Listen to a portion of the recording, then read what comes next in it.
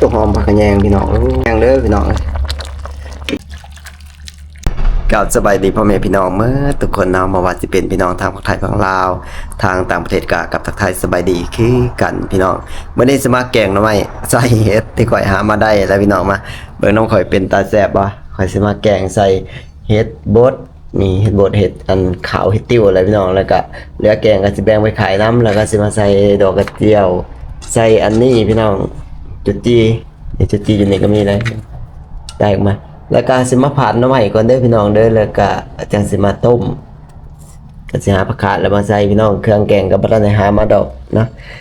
ก็สิไปผัดอันนี้ก่อนแล้วก็สิไปต้มนะพี่น้องเนาะเพื่อที่ว่าเฮาสิมาเตรียมเครื่องแกงเนาะพี่น้องเอาไปล้างก่อนแบบ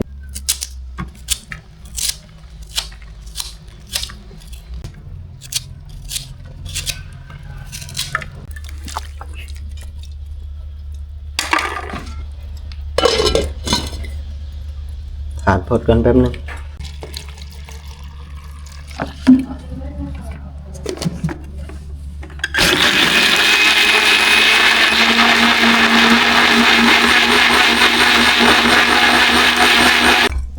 โอ้ยบักพริกอันเนี้ยใส่หน่อยหนึ่งหมดใส่หลายแต่มันสีเข้มสุดยอดเลยพี่น้องโอ้ตาแซ่บบ่พี่น้องเบิ่งอันเห็ดคอนดอนอ๋อเนี่ยบ่เป็นล้างน้ำแห้งอ่อนเด้อพี่น้องเห็ดกับนกปลาปีนอ่อนแห้ง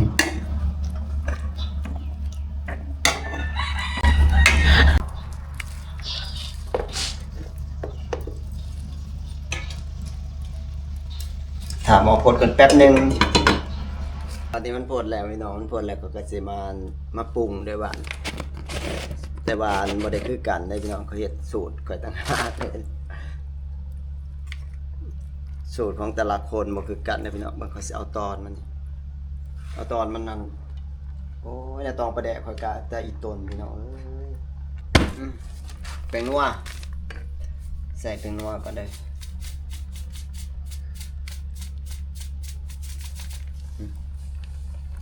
แล้วแต่ผู้มักใส่ลายมันก็แซ่บนัวหลาย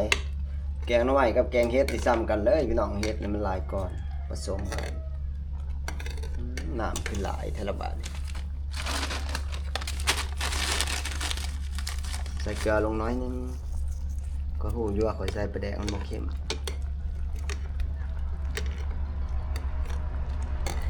วันนี้ก็สิมาชิมมันก่อนเด้อว่า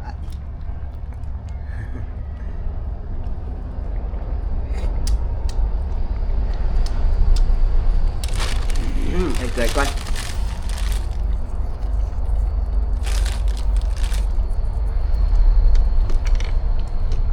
ป้าตัวพี่น้องเป็นตาแสบบ่แต่ตอนสุดท้ายสิป่งแล้วเด้อบานนี้คือสิมาใส่อันจุดกระจีกระปุกอะไรพี่น้องเห็นบ่โตมัน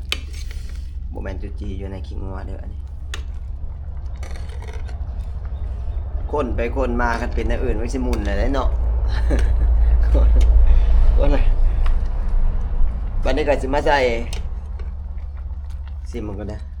บ่มีแนวอื่นใส่ดอกพี่น้องนอกจากผักขะแยงนี่แหละใส่ให้มันเมิดนี่แหละมันได้ซื้อมาแล้ว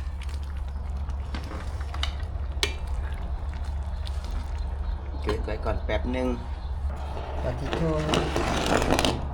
นี่เบิ่งเลยพี่น้องใส่ขาวเบือหลายๆนี่มันเป็นไงกินกับข้าวเหนียวพี่น้องเอ้ยหอมผักขะแยง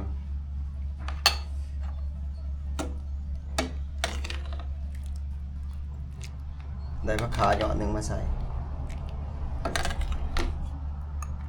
เดี๋ยวเมื่อหนาวก็จะเอาผักอันนะผักลินแลนด์มาใส่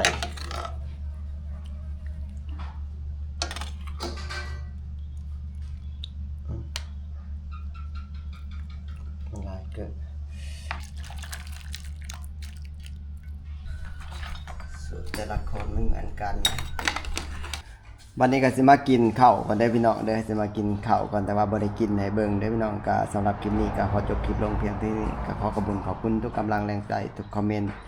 ทุกการติดตามรับชมเด้อพี่น้องพอกันคลิปหน้าสบายดีสวัสดีครับ